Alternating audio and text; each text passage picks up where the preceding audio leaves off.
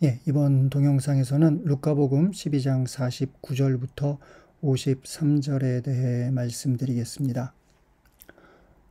루카 12장 49절부터 53절은 복음서에서 우리들이 쉽게 이해하기 어려운 내용을 담고 있습니다.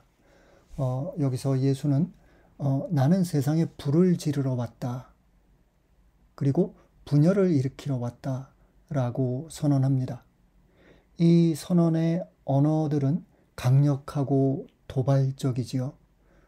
그리고 이 선언은 예수에 대한 피상적 이해, 즉 온순하고 자비로운 평화의 메시아라는 종래의 이미지와 극명한 대조를 이룹니다. 이런 충격적인 선언을 통해 루카가 또는 루카의 예수가 의도한 바는 무엇일까? 루카 12장에서 예수는 제자들과 주변 군중에게 깨어있음, 위선의 위험, 하늘나라의 진정한 본질 등에 대해 가르치지만 제자들은 그 가르침의 본질을 알아듣지 못합니다. 이제 그들의 그릇된 메시아 기대를 루카의 예수는 강렬하고 도발적 언어로 깨트리고자 하는 것처럼 보입니다. 예수는 이 선언과 함께 세상에 길들여진 믿음을 교정하고 복음이 요구하는 치열함을 일깨우고 있습니다. 문학적 관점에서 본다면 루카 12장 49절부터 53절은 12장 1절부터 13장 9절의 문맥 아래에서 읽어야 하는데요. 이 대목은 하늘나라의 임박한 도래와 그 시대를 맞이하는 그리스도적 삶의 본질을 다루는 대목입니다. 예수는 바리사이들의 누룩을 조심할 것을, 권력자보다 하느님을 두려워할 것을 가르칩니다. 그리고 어리석은 부자의 비유를 통해 탐욕에 대해 경고하고 세상 걱정으로부터 자유로워질 것을, 하지만 주인을 위해 깨어 준비하고 있을 것을 요청합니다. 그런데 그 마지막 비유, 주인을 맞이하기 위해 깨어 준비하고 있는 종의 비유에 대해 베드로가 이렇게 질문하죠. 주님, 이 비유를 저희에게 말씀하시는 것입니까? 아니면 다른 모든 사람에게도 말씀하시는 것입니까? 12장 41절입니다. 그에 대해 예수는 많이 주신 사람에게는 많이 요구하시고 많이 맡기신 사람에게는 그만큼 더 청구하신다 라고 대답합니다. 12장 48절입니다. 그 대답에 앞서 예수는 하나의 비유를 추가하는데 요약한다면 주인의 뜻에 충실한 종과 불충한 종의 비유입니다. 이상적인 그리스도인의 모습은 깨어 준비하는 종, 그리고 주인의 뜻에 따라 그에 맡겨진 재산을 충실히 관리하는 종입니다. 이 대목에서 예수는 주인의 뜻을 아는 종과 모르는 종을 구분합니다. 최악의 경우는 주인의 뜻을 알고도 준비하지 않는 종입니다. 반대로 최선의 경우는 주인의 뜻을 알고 그에 충실한 종입니다. 그 사이에 주인의 뜻을 몰라 매마는 종이 있습니다. 그런데 그 종은 주인의 뜻을 모르기에 개선의 여지가 없습니다.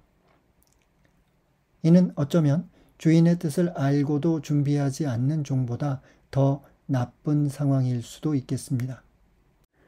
주인의 뜻을 알고도 준비하지 않은 종은 회개하여 주인의 뜻에 충실한 삶을 시작할 수 있지만 그것을 모르는 종은 할 수 있는 일이 없기 때문입니다.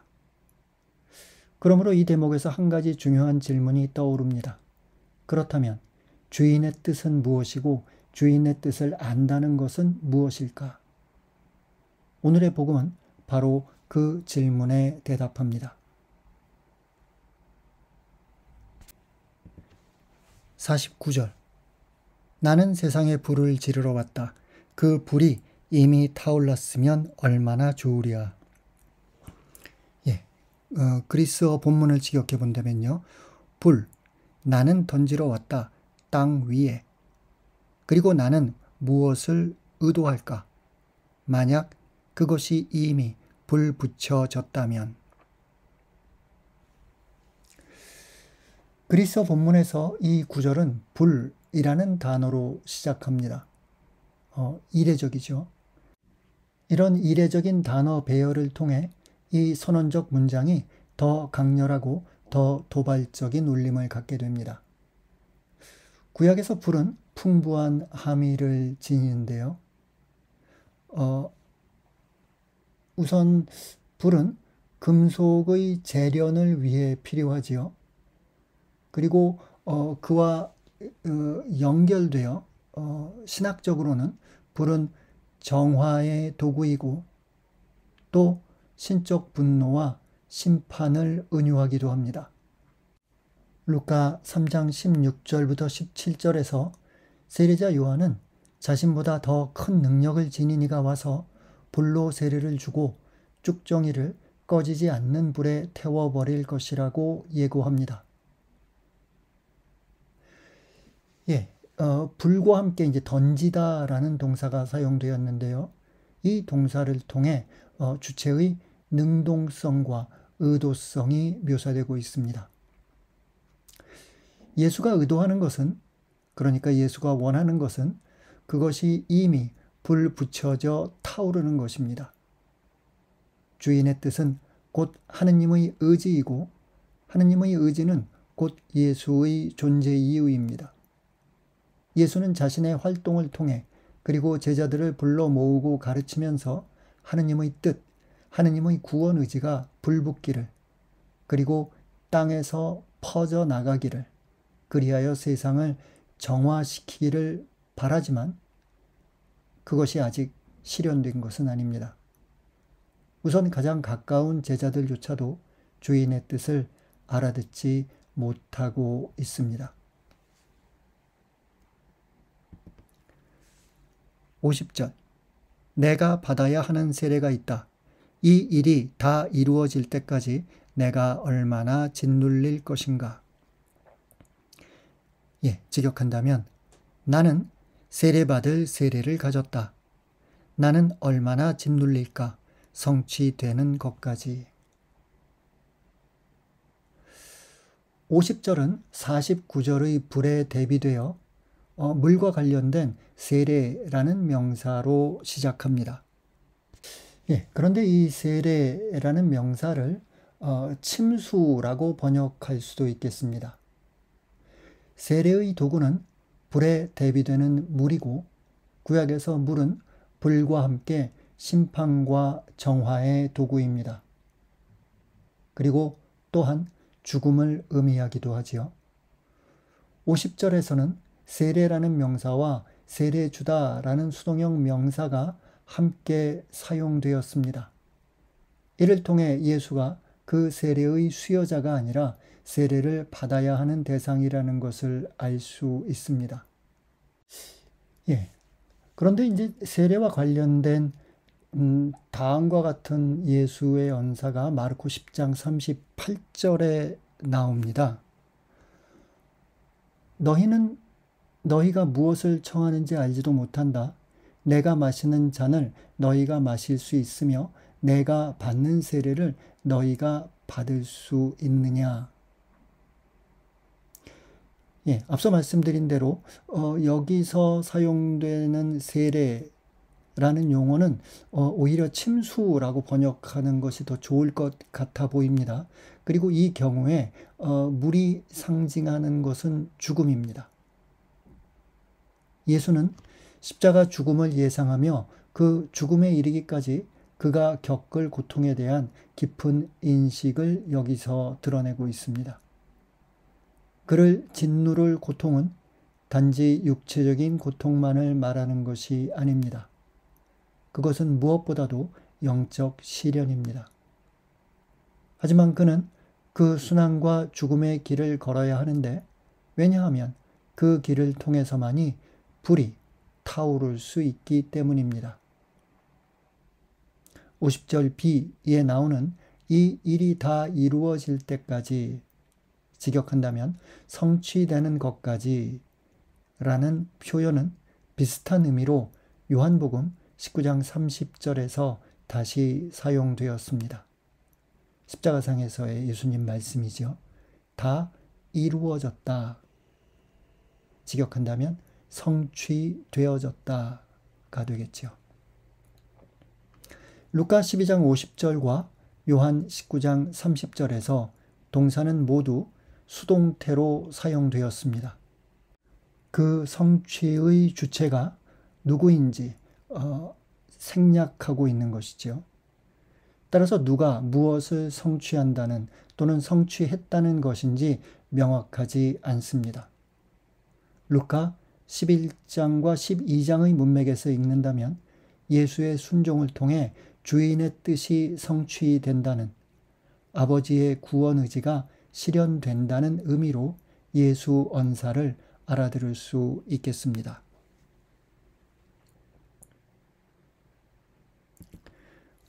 51절. 내가 세상에 평화를 주러 왔다고 생각하느냐? 아니다. 내가 너희에게 말한다. 오히려 분열을 일으키러 왔다. 51절에 대한 해석은 두 방향으로 나뉘는데요.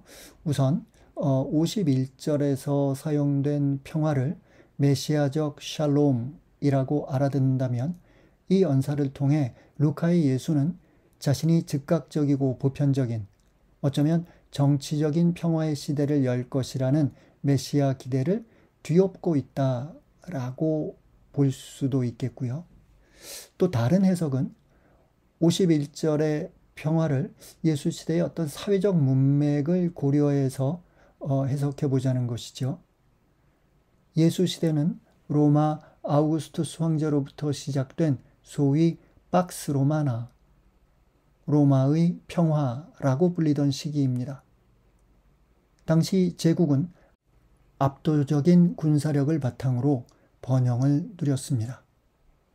그 압도적인 힘에 도전할 다른 세력이 없었기에 로마의 시민들은 그 시대를 박스 로마나, 로마의 평화라고 칭송한 것이지요.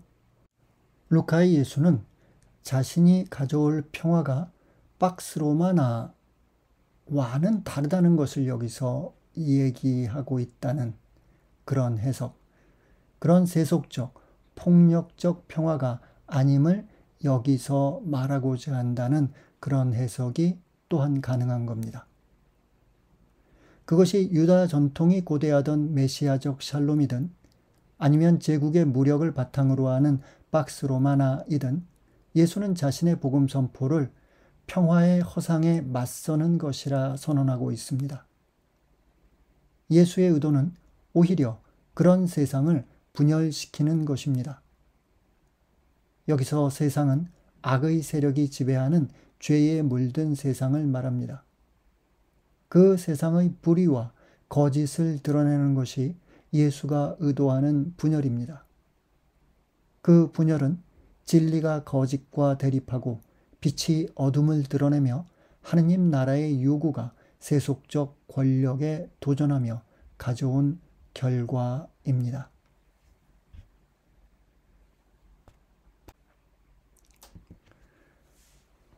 52절과 53절을 함께 읽겠습니다. 이제부터는 한 집안의 5 식구가 서로 갈라져 3 사람이 2 사람에게 맞서고 2 사람이 3 사람에게 맞설 것이다. 아버지가 아들에게, 아들이 아버지에게, 어머니가 딸에게, 딸이 어머니에게, 시어머니가 며느리에게, 며느리가 시어머니에게 맞서 갈라지게 될 것이다.